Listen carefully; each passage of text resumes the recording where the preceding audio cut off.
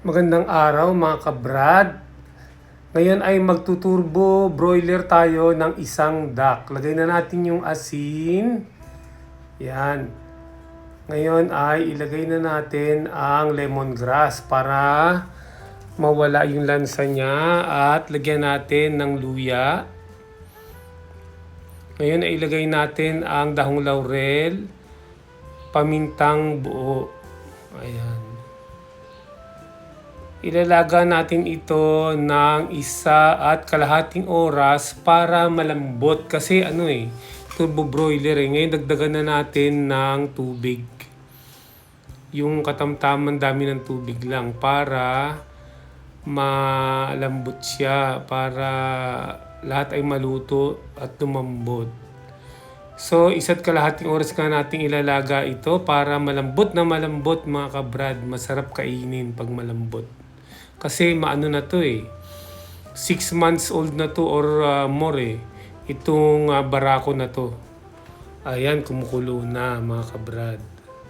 So takpan na natin at orasan natin ng 1.5 oras para malambot na malambot bago natin iturbo broiler. Yan, isarado na natin.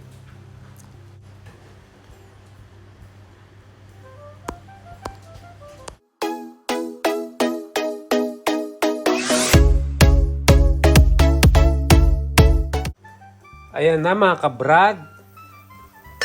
Tumunog na ang timer natin na pakuluan na natin to ng 1.5 oras. For sure malambot na to. Pwede na itong iturbo broiler. So patayin na natin. Palamigin lang natin, then iahon natin. Tapos ihanda na natin siya para iturbo broiler. 2 oras na natin pinahanginan to mga kabrad para matuyo ng gusto. Para kumapit yung ilalagay natin na marinade.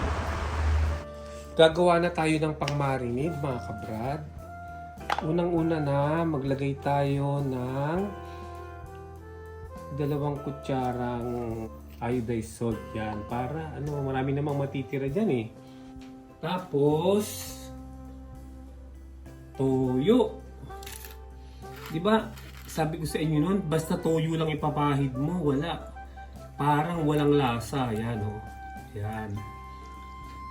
Parang walang lasa pag toyo lang. So dapat may kasamang iodized salt. Then lagyan natin ng thyme. Ayan, may thyme tayo. Thyme mo. Thyme. Yan ang pampasarap.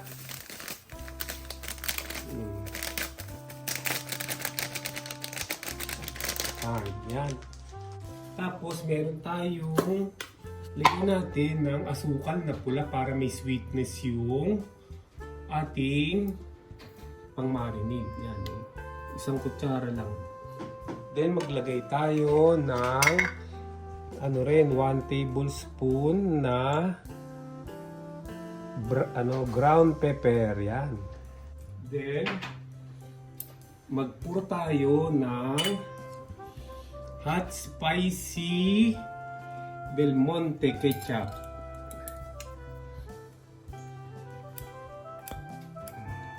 Para medyo malapot ang ating pang-marinade. Ayan, pwede na yan. Then, haluin natin ang gusto. Haluin natin ang gusto. Pwede na yan. Hindi na tayo gumagamit ng monosodium glutamate, yung baking. Sabi nila masama raw sa katawan yun. Pero may mga pag-aaral, hindi naman daw.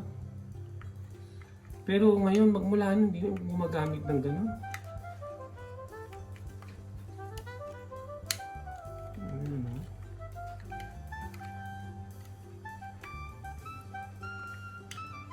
Ayan, halo na natin ang gusto. Ito na, tapos na ang ating pang-marinade. Ngayon ay mamarinade na natin ang ating whole duck na pinakuluan natin ng 1.5 hour. Kasi alam niyo naman base sa ating karanasan pag sandali mo lang pinakuluan to, lalo na kalahating oras lang. Ay naku, pagdak, ang tigas ng laman. Kahit na ano mo pa, i-oven bake mo ng 2 oras o 3 oras. Ang tigas ng laman, nakakaasar. Pero masarap naman din. Tatagaan mo lang kainin. Ayan.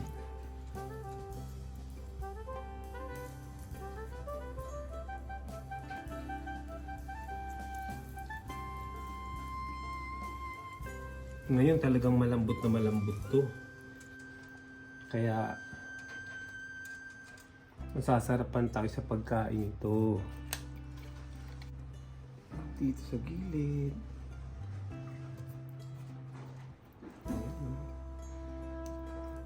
Ang dami natin ginawang marinade eh. Ilagay natin lahat to. O dito sa may cavity niya, maglagay tayo sa cavity yun. Tapos ipasok natin yung ano. By the way, yung yung batikuling niya, yung gizzard nandun sa loob na. Sinama ko na yung gizzard niya sa loob ng kanyang cavity.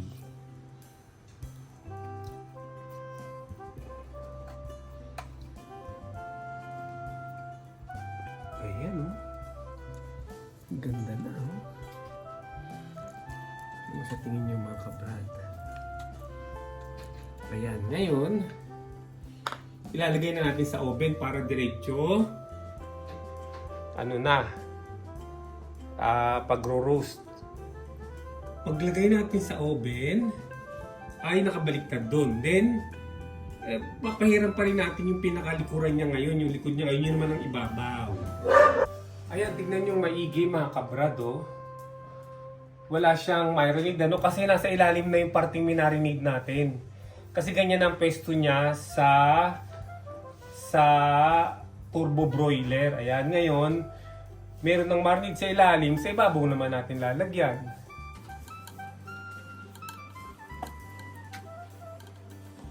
Lagyan natin ng generous amount para masarap ang ating turbo broiled duck.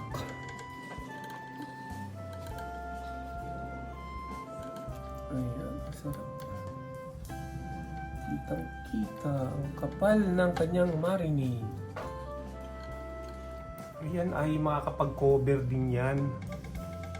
Kaya habang umiinit, hindi agad siya masusunog.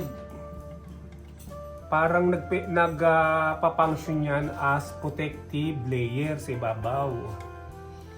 Kaya matagal na matagal pa bago masunog. Halos nilagyan na lahat.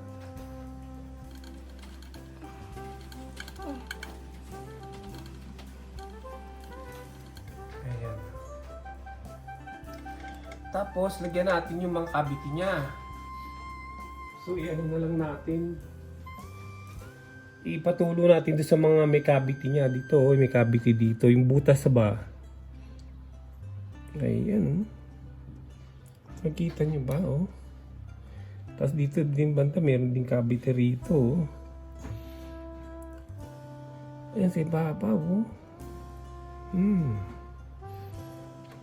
Yan, kaya pinurna natin yan kasi magandang may liquid siya dun sa ilalim. Lalagyan ko pa nga ng yan Ito, lalagyan ko ng tubig to. Ayan, tingnan niyo may tubig to. Mga kabrad, may tubig kasi igaganyan ko siya, Alam niyo kung bakit yan? Ipupur ko yan dun sa may flooring ng turbo broiler. Kasi hindi maganda yung magtuturbo ka na tuyong-tuyo. Ang mangyayari, matutuyo yung tinuturbo mo na chicken or duck or liempo or kung ano man. Matutuyo yun. Ito, pag may sabaw, malambot siya. Ayan, ipupur ko na rin sa gilid lang, Ayan, Yan, para meron siyang liquid dun sa ilalim. Yan. Ready for turbo na yan. Ayan, ilagay na natin ang kanyang lid or cover. Ito. Ilagay na natin yung lid or cover. 110 lang to mga kabrad. 110. Yan, kitang-kita naman, ano? Ayan ang lid niya. Na magpapainit sa kanya. Then, isaksak na natin. Yan. Ayan, oh.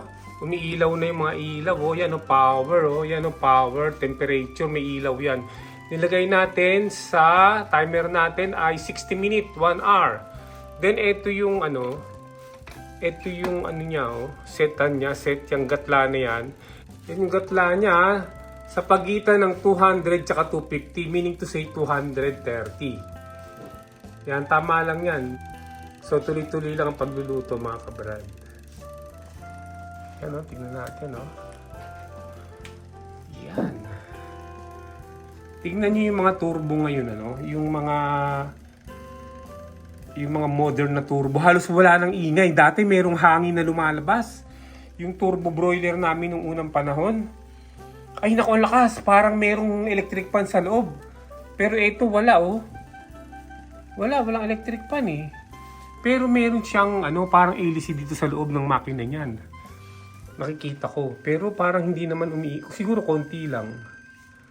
A few moments later. Update mga kabrad. So, inuna natin 1 hour, ha.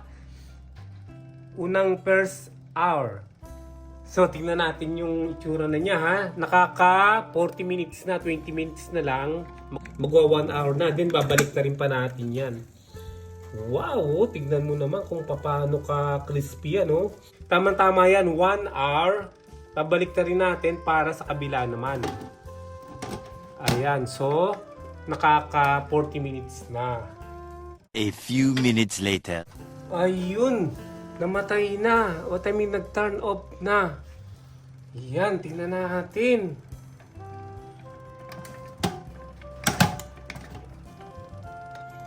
Super crispy ang kinalabasan.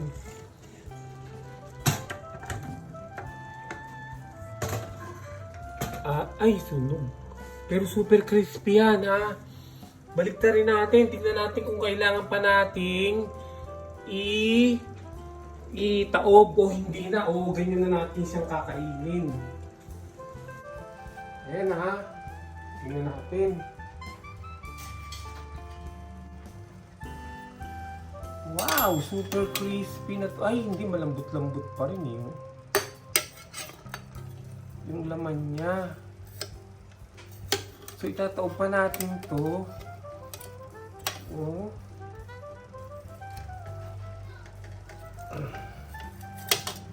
Iyan. Tama lang mga kabrad. Diba? Ayan, oh. 230 degrees centigrade. Ayan. So, nakita naman ninyo, ha? Oh, ang init-init. So, another 50, na lang.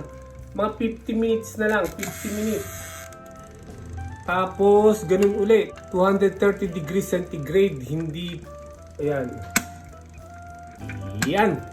3 days later. Ilang minuto na lang mga kabrado at matatapos na ang ating tinuturbo broiler na duck. For sure, napakasarap niyan. Kitang-kita dito yung parang nag-aano na oh. Na yung parang tumilamsik na mantika niya. Ayan, oh. Ayun, oh. Tumitilamsik yung parang siya, bumubusa-busa. Ayan, ilang minuto na lang matatapos na at makakakain na rin tayo ng dinner. For sure, napaka-crispy niyan. Super crispy. So, bago matapos, tingnan natin yung loob, ha. Wow, parang nasi-crispy na talaga, oh. Talagay ko, pwede na to. Anyway, few minutes na lang talaga, eh. Pwede na yan. Ayan. Iaano na natin to. Isasali na natin sa lalagyanan sa plato niya. Ayan, oh. Tingnan ninyo naman, mga kabrad, oh. Ang Ang ganda. Ang gandang tignan, no? Ganyan ang gusto ko ng mga crispy. Super crispy na pato or bibe. Amunin na natin. Isama na natin yung ano niya, yung pinagtungtungan niya na screen. Ayan, ganyan na lang. Huwag na natin tatanggalin.